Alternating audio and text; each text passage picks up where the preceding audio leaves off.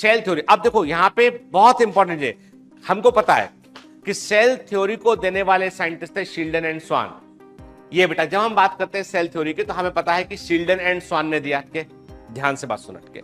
Schleiden जो है वो एक बॉटनिस्ट थे, ठीक है, जर्मन बॉटनिस्ट थे, लेकिन इंटरेस्टिंग बात ये है कि इन्होंने सेल वॉल के बारे में नहीं बताया। सेल वॉल के बारे में किसने बताया?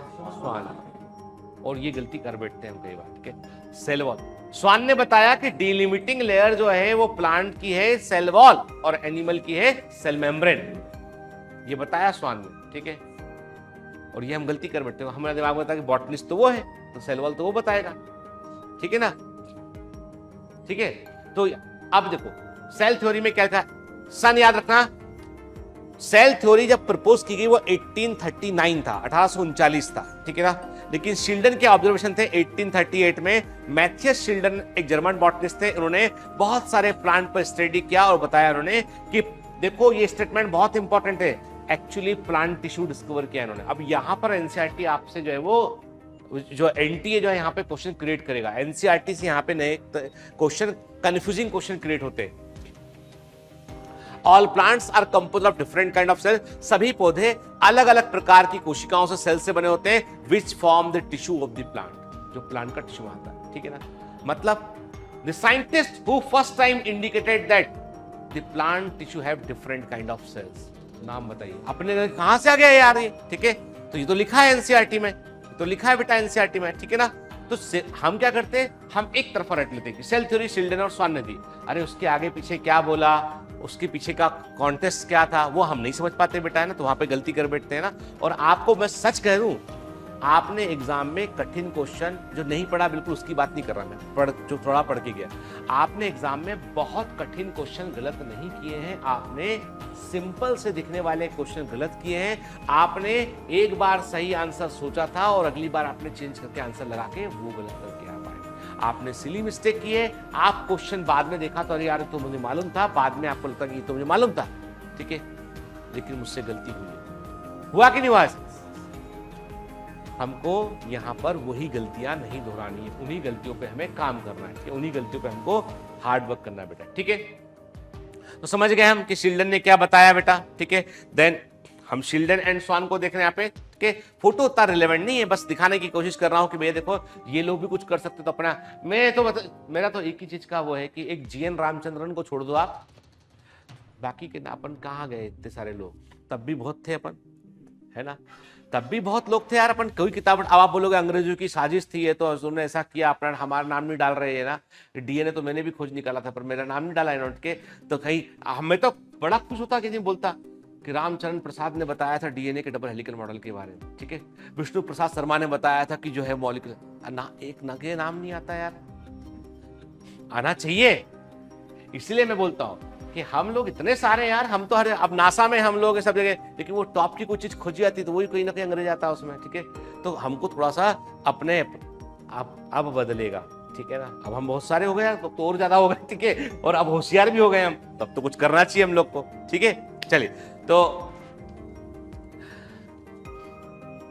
देखो ऐसा है, बहुत सारी बातें आपको सुननी पड़ेंगी मेरी, बताऊंगा आपको मैं, है ना, थोड़ा ज्ञान भी दूंगा, क्योंकि घर में मेरी बिल्कुल नहीं चलती है तो यहीं चलेगी सारी, ठीक है ना।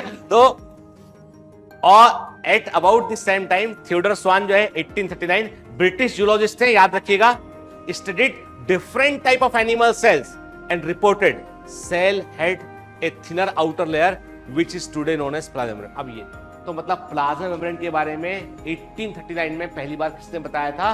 स्वान ने बताया था, ठीक है ना। ही ऑल्सो कंक्लूडेड, इन्होंने ये भी बताया based on his studies on plant tissue that the presence of cell wall is a unique character of the plant cell। अब देखिए यहां गलती मत करा, प्लांट सेल में सेल वॉल होती है, एनिमल सेल में सेल वॉल नहीं होती है। इस डिफरेंस को बताने वाले साइंटिस्ट कौन है? कौन है?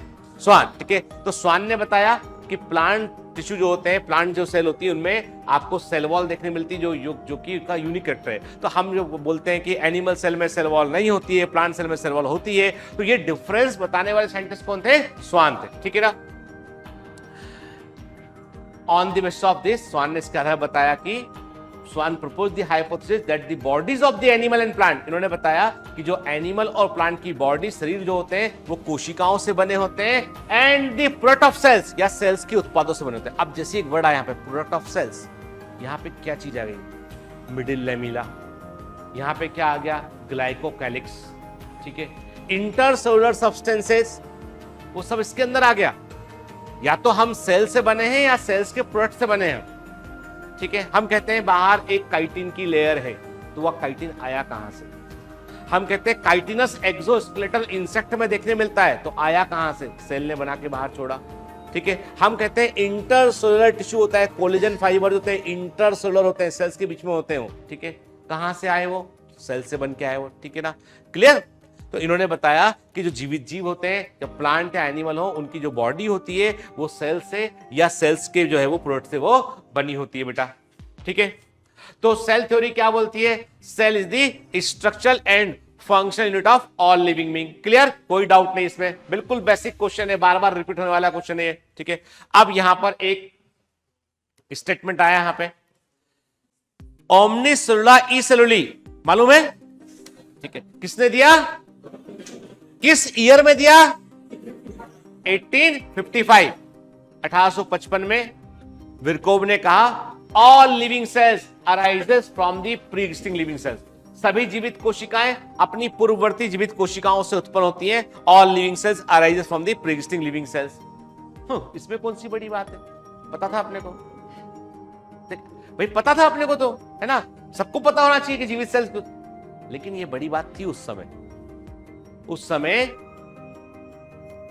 एबायोजेनेसिस कि जो है वो जीवित जीव जो है वो कैसे जो है वो मॉलिक्यूल एटम से जो है वो जीवित जीव बन सकते हैं अपने आप से, है ना, नॉन लिविंग से लिविंग कैसे बन सकता है, ठीक है। चर्च बड़े प्रोमिनेंट थे उस समय, और वहां पे लिखा था, बताया जाता था कि यदि कहीं पे जो है वो गंदगी होगी तो कीड़े पड़ जाएंगे, कहीं पर ऐसा होगा तो वैसा हो जाएगा। तो उस सारी चीजों को के विरोध में इन्होंने चुपचाप से धीमे से अपनी किताब में, पहले चुपचाप लिखना पड़ता था, यदि पब्लिकली बोल दिया तो प्रॉब्लम थी, है ना।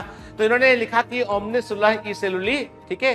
तो वहां के तब पॉलिटिशियन को समझ में नहीं आया क्या मतलब इसका, ठीक है। लेकिन ये कि वो साइंटिफिक कम्युनिटी समझ गई इस बात को कि सभी जीवित जीव जो है वो पूर्ववर्ती जीवित सभी लिविंग सेल अपने प्री एग्जिस्टिंग लिविंग सेल से ही प्रोड्यूस बनती है, ठीक है। इसको कहा गया एक्सटेंशन ऑफ सेल थ्योरी से कहा गया, मोडिफिकेशन ऑफ सेल थ्योरी से कहा गया, second point in the cell theory इसे कहा गया the completion of the cell theory, ठीक है ना, इसी को कहते हैं, ठीक है। लीनियस का मतलब मालूम है क्या होता है, क्या होता है, वंशज, एक से आगे उसके आगे वो लीनियज है, ठीक है, मतलब समझो, रोटो मत के, लॉ ऑफ सेल लीनियज भी इसी को कहते हैं हम, ठीक है।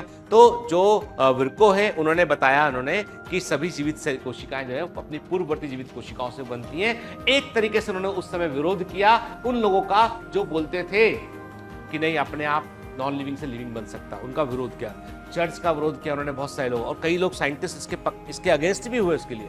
अब उसके बाद सामने आते हैं पिक्चर में लुईस पाश्चर के 1858 स्वान नेक फ्लास्क एक्सपेरिमेंट किया उन्होंने, और इन्होंने जो है एक्सपेरिमेंटल प्रूफ दे दिया है कि भाई आज जीवित से जीवित नहीं बनेगा, जीवित जो है वो जीवित सेल जीवित कोशिकाओं से ही बन सकती है वो, ठीक है ना। तो अब यहां पे हम आते हैं, नोट कीजिएगा, रुडोल्फ विर्को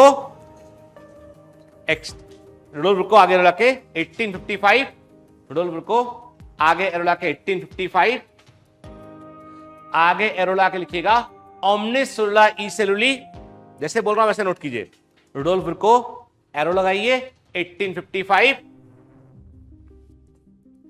एरो लगाइए ओमनीसेलुला ई सेलुली, ओमनीसेलुला ई सेलुली ब्रैकेट में लॉ ऑफ सेल लीनियज। अब ओमनीसेलुला ई सेलुली क्या है तुमको याद रहना चाहिए बेटा, इसलिए मैं लिखवा नहीं रहा हूं, उसको याद रहेगा ना, ठीक है, लॉ ऑफ सेल लीनियज। फिर आगे experimentally proved by Louis Pasteur, 1862 कर दो, मैंने गलत 58 गलत बोला था, 1862 कर लो, उसको सही कर लो यार, ठीक है ना, 1862, ठीक है। हालांकि ईयर इतना सिग्निफिकेंट इसमें नहीं है, इसमें ईयर सिग्निफिकेंट है, एनसीईआरटी में दे रखा है 1855, दैट इज करेक्ट, ठीक है ना। तो 1862 लुईस पाश्चर, ठीक है। चलिए, आज यदि मैं बोलूं आपसे, तो आज एनसीईआरटी लिखता है कि आज यदि सेल थ्योरी की हम बात करें तो सेल थ्योरी क्या है आज? All living organism are composed of cells and, भूलना मत इस चीज को के, all living organism are composed of cells and product of cells. दूसरा है all cells arises from pre-existing cells, ठीक है ना? तो जो जहां पे नोडल वृक्कों के बारे में लिखा था वहां पे लिख लो एक्सटेंशन और मॉडिफिकेशन ऑफ सेल थ्योरी। जहां नोडल वृक्कों के बारे में लिखा था ना, वहां पे एक एरोला लिख लीजिए, एक्सटेंशन और modification of cell theory. Cell theory का एक्सटेंशन किया इन्होंने या मॉडिफिकेशन किया, दोनों तरीके से एनसीईआरटी में लिखा हुआ है, ठीक है?